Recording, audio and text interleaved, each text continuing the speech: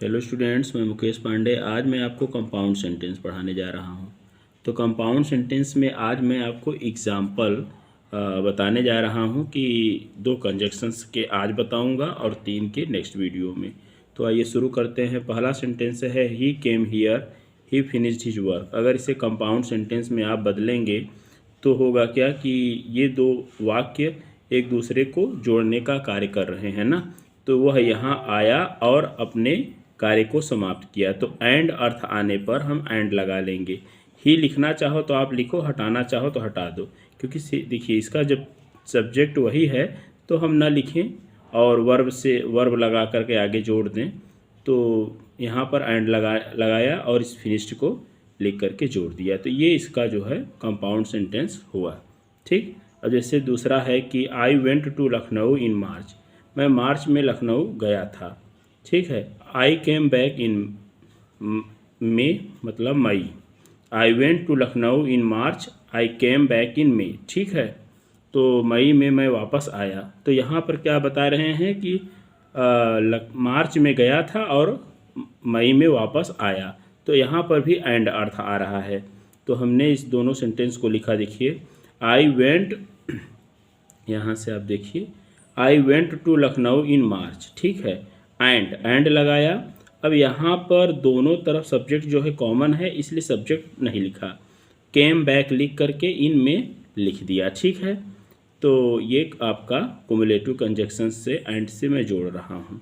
अब इसी में एज वेल एज से भी हम जोड़ सकते हैं। तो देखिए Ramesh is intelligent, he is diligent also. Ramesh बुद्धिमान है और वह परिश्रमी भी है। ठीक है। तो अब जो है यहाँ एक ही एल रहेगा डिलीजेंट में। Ramesh is intelligent. ठीक है। रमेश बुद्धिमान है और एज वेल एज लगा करके दूसरा वर्ड डिलीजेंट आप इसे लिख दीजिए। यहाँ से देखिए कि Ramesh is intelligent, as well as लगाइए और डिलीजेंट लिख दीजिए। तो आपके जैसे 2 वर्ड हैं सेम पार्ट्स ऑफ स्पीच के हैं। ठीक है। तो उन्हें आप एज वेल एज लगा करके जोड़ दें। ठीक है। अब इस वैसे हम not only but also say भी जोड़ सकते थे। कैसे कि Ramesh is not only intelligent but also diligent. ठीक है। तो एज वेल एज से जोड़ दीजिए या not only but also say जोड़ दीजिए। बोथ हैंड से भी जोड़ सकते हैं। कैसे बोथ हैंड से जोड़ेंगे? Ramesh is both intelligent and diligent. ठीक है। इस प्रकार से भी जोड़ सकते हैं। अब नेक्स्ट देखिए कि ही इज़ ए फूल, वह मूर्ख है। ठीक है। ही इज़ ए ने, वह धूर्त है। तो वह दोनों है। इसे हम चाहे तो हम इसे एज वेल से एज से बना दें, लेकिन यहाँ पर हम बोथ वाला यूज बताना चाह रहे हैं आपको। ही इज बोथ, ये फूल लिखा, फिर एंड लगाया। ठीक है। फिर ए नेव लिख दिया। तो वह दोनों है, मूर्ख भी और धूर्त भी। ठीक। अब इसको यहाँ पर नॉट ओनली से भी जोड़ा हूँ। आप इसको देखिए कि he is not only a fool but also a knave. तो इसे आप ऐसे भी जोड़ सकते हैं। यहाँ पर हम कुमुलेटिव जोड़ बताने वाले कंजक्शंस को बता रहे हैं। तो अब देखिए इसको हमने एज वेल एज से भी जोड़ा है। He is fool. ठीक है। तो देखिए यहाँ पर ए फूल होगा। He is a fool as well as a new. ठीक है। एज वेल एज से भी आप जोड़ सकते हैं।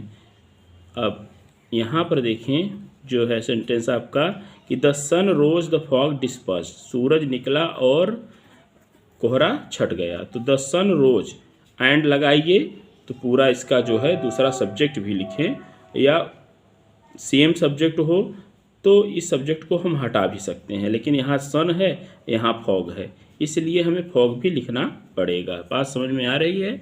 चलिए आइए अब हम लोग यहाँ से देखते हैं कि एडवर्सेटिव कंजक्शंस को आज ही समझ लेते हैं। फिर रह जाएगा आपका 3 और। He is sad, he is hopeful. देखिए इसमें अपोजिट वर्ड आएगा। देखिए वह दुखी है, वह आशावान है। दुखी है लेकिन आशावान है। तो ही इज सैड कॉमा लगा के बट होपफुल, उसका जो है सेम पार्ट्स ऑफ स्पीच आ रहा है और इसमें विरोध बताया जा रहा है, इसलिए बट का प्रयोग करेंगे। ठीक है। बट का ही नहीं, बहुत कंजक्शंस स्टिल है, नेवरथलेस है, एट है। ठीक है। वाइज मैन लव ट्रूथ, बुद्धिमान लोग सत्य से प्रेम करते हैं। फूल्स शन इट, अब फूल्स जो है क्या करते हैं, इससे दूर रहते हैं, मतलब अवॉइड करते हैं।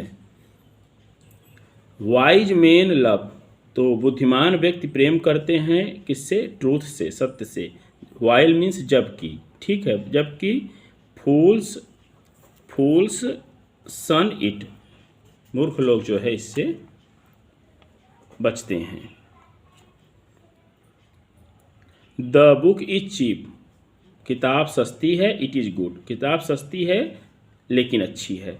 तो लेकिन शब्द आ रहा है, तो the book is cheap but it is good, अर्थ के अनुसार कंजक्शन लगाया जाता है। ठीक, अब देखिए, ही वॉज एंग्री, वह क्रोधित था।